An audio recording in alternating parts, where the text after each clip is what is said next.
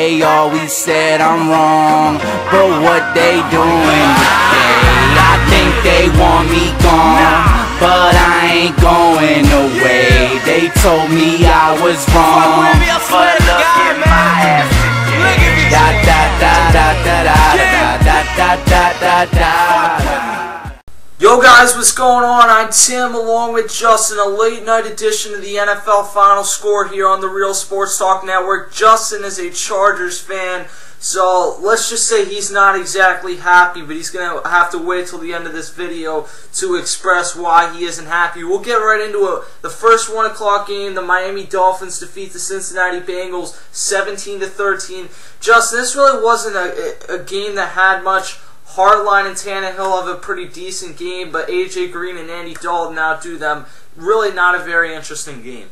Also, Reggie Bush had a good game. If you looked at it, Reggie Bush got them the winning touchdown. Miami, this could be an upcoming team in the future. I mean, what Reggie Bush has done since his arrival has just been phenomenal. Yeah, he didn't have a great overall game rushing, but when it counted, he got them the yards that they needed.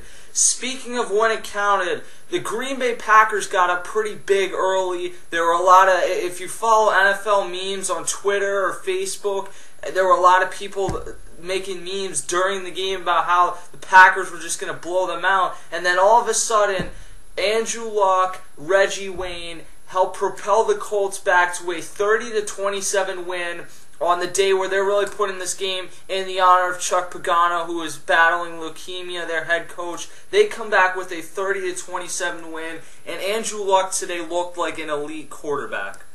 When you looked at this game, Tim, the Green Bay Packers, they had a commanding lead going into half. They come out, and Indianapolis just to completely come over. But when it came down to the final play, Indianapolis, you pretty much covered that with the Reggie Wayne touchdown. When it came down to the kicker, Crosby, I don't know, I forgot his first name. Mason Crosby, yeah. Yeah, Mason Crosby. This is a guy who has had a career of long field goals. He's inside a dome. There's no win inside a dome. But what really surprised me was that missed field goal from 51 yards out. This is a guy who has kicked field goals longer than that. But this was just a complete upset. Indianapolis Colts 30-27 over Green Bay. The defense has got to pick up for these Packers, man. Yeah, the Packers have 3 losses already. They only lost 1 game the entire regular season last year. Obviously, they lost in their first playoff game, but that's a different subject. Ravens 9 over the Chiefs 6. Certainly not an offensive game. Jamal Charles has a huge game, 140 yards. Ray Rice and Justin Tucker, who I think has been the best kicker in the NFL so far, they outdo the Chiefs as they get a 9-6 win today. Next game we're going to look at is the Giants and the Browns. The Browns get up 14-0. It looked like they were finally going to get their first win. Trent Richardson looks solid again. Brandon Whedon's kind of hitting a stride, but Ahmad Bradshaw is his first career 200 game. And Justin, Bradshaw and Manning lead a comeback to put the Browns at 0-5.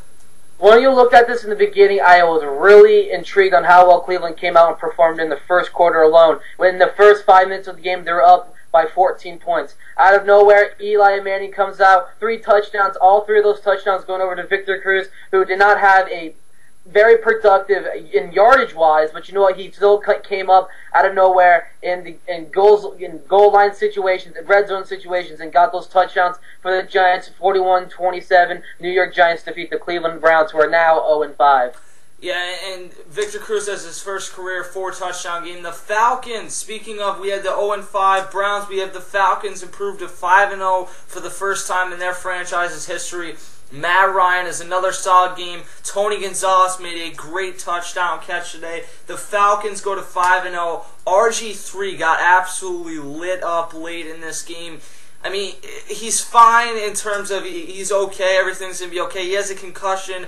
Not exactly sure what his status for next week will be. But, I mean, this was a violent hit. He got hit in the head. And if you saw the hit, the fact that he walks away with a concussion is probably better than what a lot of people thought originally. Justin, how good are the Falcons? The Falcons, they're a good team. There's no doubt about they're a good team. But they're more like a team that will be good in the regular season, but when it comes to the playoffs, like we saw last year, only those 2 points against the Giants, I mean, they're good. They're great right now. The best team in the NFL right now, hands down. But when it comes to the playoffs, we'll just have to wait and see. When it comes to Robert Griffin III, I was happy that he was able to get up. I mean, that was a very crucial hit. I think it was Abrahams that nailed him out, and it looked like it was like very terrible. It was a bad hit. He got up. That was a good sign. But when we got the update, he didn't know what the score was or where he was, or he was walking to the other side of the end zone. So the people had to help him get back to the end. It required stitches. I think he had like an injured lip or something like that. But he says that after the game was over, he's hoping to play next week, but we'll just have to wait and see how the progression goes of RG3 building up to next Sunday. Yeah, the NFL has some new ad out there with Tom Brady where they're talking about all the new technology and all the head things that they're trying to do, and it ends up it's a joke with Ray Lewis. But they need to find a helmet or something that, I mean, I guess you can't completely prevent concussions, but something that it certainly puts you in a better situation where you're absolutely drilled, because you can make all the penalties you want for helmet-to-helmet hits. They're still going to happen in the NFL. The Steelers win the Keystone State Battle 16-14 over my Eagles. Michael Vick fumbled early, but then got them the lead late. I don't know really what to think, because I don't think Nick Foles is going to step in and do better than Michael Vick, but he is turning the ball over way too much.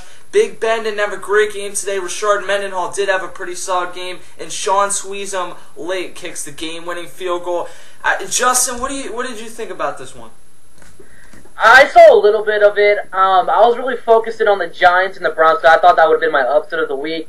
But when you look at this, Ben Roethlisberger had a solid game. Rashard Mendenhall coming back. 14 rushing attempts, 81 yards, a touchdown. That's pretty solid for a return there. But now that Pittsburgh is looking over on their defense, Troy Polamalu, I mean, seriously, this guy will play one game, sit out two, come back in another game, irritate the injury, sit out another two. I mean, seriously, just let this guy get 100%, play him when he's 100%. Yeah. Don't just let him come back in and aggravating another injury. Michael Vick, 20 for 30, 175 yards, 2 touchdowns, 2 costly fumbles that really cost him. I think he fumbled into the end zone. Am I right, Tim? Yeah. And that really cost the Philadelphia Eagles. But you know what? It was a close game. Philadelphia's got to come back next week and get a victory, because this division is getting close and close with the Giants coming back. I still think Michael Vick gives them the best chance. And you're right about Troy Polamalu. They got him and Harrison back today. Then Polamalu got injured early and just wasn't able to play. When he's out there, besides Darrelle Revis, I think he is the best overall defensive player in the NFL, but he has so many injuries, and right now they need to sit him out as long as it takes for him to be at 100%, because at the end of the year, the Steelers are going to be right in the mix, whether it's to win the division or to win one of the wild cards, but they're not going to be able to make a run without Troy Polamalu. That's how much he means to that defense. The Seahawks get a 16-12 win over the Panthers. Russell Wilson and Marshawn Lynch outdo Cam Newton. Justin, how disappointed have you been with Cam Newton? Because I've been really disappointed with his sophomore season. The sophomore slump is in effect for Cam Newton. I mean, going into this season, I was like, me and Tim, we both agreed that the Carolina Panthers are going to be something special in this year. With the Saints and the Bounty scandal, we didn't know how well they're going to do, but they're 1-5 right now, just beat the Chargers. And we were like, okay, maybe the Carolina Panthers are a big contender to probably win this division, come out of nowhere. But Cam Newton, he just hasn't been Cam Newton since last year, and it's just a big disappointment. When it go over to Seattle, Russell Wilson, he had a big game passing wise, but minus the 2 interceptions. Seattle comes out with the victory, 16-12. I still think in the immediate right now, Seattle would be better off with Matt Flynn. I think they could be a contender. That's my thought. But I don't want to get in a huge argument of that. The Bears, who were down 3-3 at halftime, come out and go 38-0 in the second half on the Jaguars. And I know it's the Jaguars, but 41-3. Jay Cutler, Matt Forte, Brandon Marshall all have huge games. I don't know what to think about the Bears, really. I think the Bears, there's no doubt they're going to be going to the playoffs. This game, you really want to look around the Jacksonville Jaguars and their concerns right now. Their offensive line has not been producing well. They have not been productive. They have not been giving Blaine Gabbert the time in the pocket to throw the ball. Maurice Jones-Drew, 12 rushing attempts for 56 yards. I mean, this offensive line is just not doing good. The Bears defense, for you fantasy players on NFL Network, they got you a big sum of points, 22 points this week for me, so that's a big plus.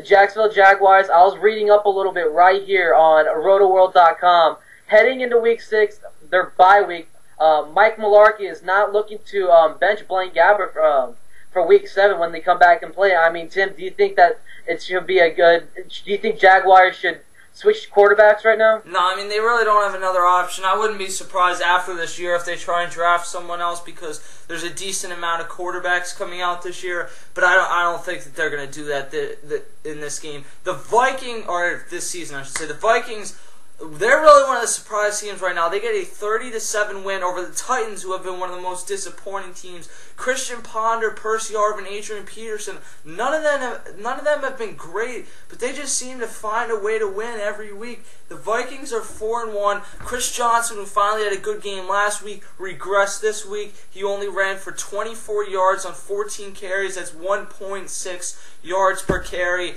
I think, I mean, I can't believe I'm saying this, I think Chris Johnson might be done. I have to agree. I mean, his mind is just not in it right now. I mean, yeah, last week he was full force. I mean, this guy had a great year, great fantasy points for myself. This week, nothing. I had, half a point out of Chris Johnson. Nothing was just going for him in this game.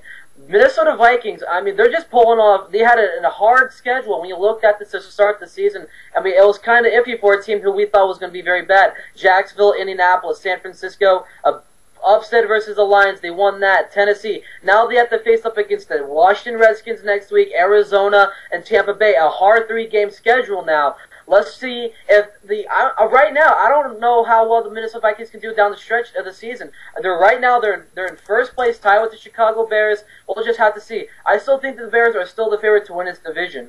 Yeah, the Bears are right there. The Packers are right there. The Lions have been absolutely atrocious. They were on a bye week this week, as I found out when I forgot to take Calvin Johnson out of my fantasy lineup. But I don't know. I still can't see the Vikings making the playoffs, but Leslie Frazier is doing a really good job there in his second full season. The Patriots defeat the Broncos 31-21. Despite 345 yards, 3 touchdowns from Peyton Manning, Tom Brady, Stephen Ridley has really impressed me this year, and Wes Welker gets his first touchdown. They beat the Broncos pretty easily in this game. I think Stephen Ridley is probably the best running back that the Patriots have had since they had Corey Dillon, and the fact that they have that there not only takes pressure off Tom Brady now, but as Tom Brady maybe in the next few years, you don't see it now, but he's getting up there in age, maybe he declines a little bit. If Stephen Ridley can continue to produce the way he is right now, it takes a lot of pressure off Tom Brady, and this might be what helps to get them a Super Bowl. Tim, you covered the New England Patriots well right there. But when you look at the Denver Broncos in this game, personally, Peyton Manning, 31 for 44, 345 yards, only sacked twice, 3 touchdowns. That was a big improvement. He's improving a whole lot now. If you guys remember back with the Atlanta Falcons game, the game which they lost, Peyton Manning was just pitiful. Now he's picking it back up. And Will Smith-Gahey, I mean, this guy who I've always thought this guy could be something right now. And this is a big shot. He's on a team where he could possibly win the World Series, the Super Bowl with. And he just messed up in clutch situations in which the Denver Broncos get back into contention. Peyton Manning was able to get back into a close enough score to possibly end up getting into a tie, but once again, it was all about Will Smith-Gahey not coming up. Demaryius Thomas had a huge game, 9 receptions for 188 yards. He lost a fumble, but he didn't get a touchdown. But you know what? That's a great productive. On an average, he had 20.9 yards receiving on an average. Yeah, he dropped that big ball today. Last year he was really clutch for this team. Got Tim Tebow a bunch of wins and got no credit for it. But today certainly was not his day in the end. The 49ers demolished the Bills, second straight week where they've killed the New York team, and then the Giants next week. 49ers win 45-3. Alex Smith, Frank Gore, Michael Crabtree all have big games. They shellacked the Bills, who have had a slow rushing day, and that's really been the only bright spot. Fred Jackson hasn't had a great year this year, but C.J. Spillers looked good, and neither of them really did much today. The Bills have been a really disappointing team for me, and the 49ers look like, I think, the best team in the NFL. The Bills entering this game was leading the NFL in passing or in touchdowns in general. When you came into this game, I was looking, okay, maybe this could be a really even out game, but you know what? San Francisco just ran away with it in the fourth quarter, and in the first, second, third, and couldn't just hold the whole game in general. I mean, Buffalo, what's rumors going on is Buffalo's not even returning home because they have to face off against the Arizona Cardinals, so they're more than likely going to be practicing probably at the Arizona State Stadium or something like that, but Buffalo is going to stay on the west side and going to have to face off against the Arizona Cardinals next week. Let's see if they can pull out a victory and get the Cardinals to 4-2 on the year. West side, before we go to the Sunday night game, Justin wants us to go back to the Thursday night game. This wasn't a game I got a ton of chance to watch it, but I saw the highlights, and I got most of the gist of the game. Rams win 17-3. Kevin Cobb outdid what Sam Bradford did, but he got sacked 9 times. They had no rushing game in this one. Pretty much he got screwed, and their defense, I mean, 17 points isn't bad, but offensively, this Cardinals team is not great offensively, and when you don't get a running game going, because Beanie Wells is out right now, and Kevin Cobb gets sacked 9 times, Kevin Cobb is really not a quarterback who should be throwing 50 times a game. But, Justin, what do you think about this one? I'm really upset on how pitiful the offensive linemen for the Arizona Cardinals have played. I mean, it's a rookie. It looks like a rookie offensive line. 9 sacks in one game. Kevin Cobb has been sacked 18 times in the past 5 days. If you go date back to Thursday Night Football, Kevin Cobb, this guy takes too much time in the pocket. I mean, you have to sense that pressure is coming from the back, and this offensive line, when you looked at it, they're not good. I mean, they really got to improve. Now, the rushing game for the Arizona Cardinals, I think they're going to have a little setback on the rushing attempts for the Arizona Cardinals because Ryan Williams did sustain an injury, and I don't know how well they're going to get this running game going for next against the Buffalo Bills. Now, when you look over to the St. Louis Rams, their biggest concern is none other than Danny Amendola, who suffered a broken collarbone. He's going to be out 6 to 7 weeks, and I think this is a good opportunity for, I'm pretty sure his name is Chris Gibbons. I think he went to Appalachian State. And this is a big chance for him to shine right now while Amendola is on the shelf. This was a big year for Amendola, money-wise and a career-wise also. Yeah, Amendola was really one of the breakout players so far this season. So to lose him for that period of time, the Rams are a team right now that is in contention in the NFC West. So to lose their best receiver, that's tough. Sunday Night Football, I know you've been dying to get to this. Saints 31, Chargers 24. It's 11:58 right now. I'm 16 years old. It'll be 12 o'clock in 2 minutes. I'll be 17 years old. Justin, take me into my birthday with your rant. I am so... Okay, viewer discretion is advised here, people. I am so pissed off. This is bullshit. This is by far a joke. The game was entertaining. San Diego went into half with the lead. It was a slim lead, but San Diego ends up losing 31-24. I'm gonna get you guys right into the final drive in the fourth quarter with the Saints leading. This is bullshit. This is just bullshit in general. The San Diego Chargers are driving down. They're getting big plays, flag after flag on these worthless defensive or offensive holdings that were not even considered holdings. If you look at the playbook and you look at the play of what Nick Hardwick, Jared Gaither are doing, these guys are doing their job. They're doing the same thing. And these refs, I would rather have this stupid freaking replacement refs right now replaced in the official refs right now because San Diego just got screwed out of the victory. And the play that really pissed me off was the Antonio Gates offensive passing or offensive holding or some shit like that, and he got screwed out of that. You looked at it, San Diego would have tied it, we would have gotten to overtime, and there could have been a showdown right there. Brees, Phillip Rivers, this is just bullshit. New Orleans wins 31-24. San Diego has a big game next week on Monday Night Football against the Denver Broncos. Denver, we're coming for you. We're going to win this division. This is our year, San Diego 2012, baby. Look at that. I am 17 years old. And anyway, I thought that the calls were pretty questionable, especially the one with Antonio Gates, which they would have at least been in position to tie that game, take it to overtime. I thought the calls were very questionable down the stretch in this game. Not as bad as the replacement officials were, but Justin, I really didn't think this was a great NFL week, but it certainly ended with a bang. This Chargers and Saints game got really interesting. Week 6 certainly looks to be even more, Week 7 actually, looks to be even more interesting than Week 6. And we're starting to get into that point in the NFL where you separate the contenders from the pretenders. Should be interesting. We'll be here to cover it all on the Real Sports Talk Network. This is the NFL Final Score with Tim and Justin. We'll see you guys later. Just a little bit around the corner from fear. Be there,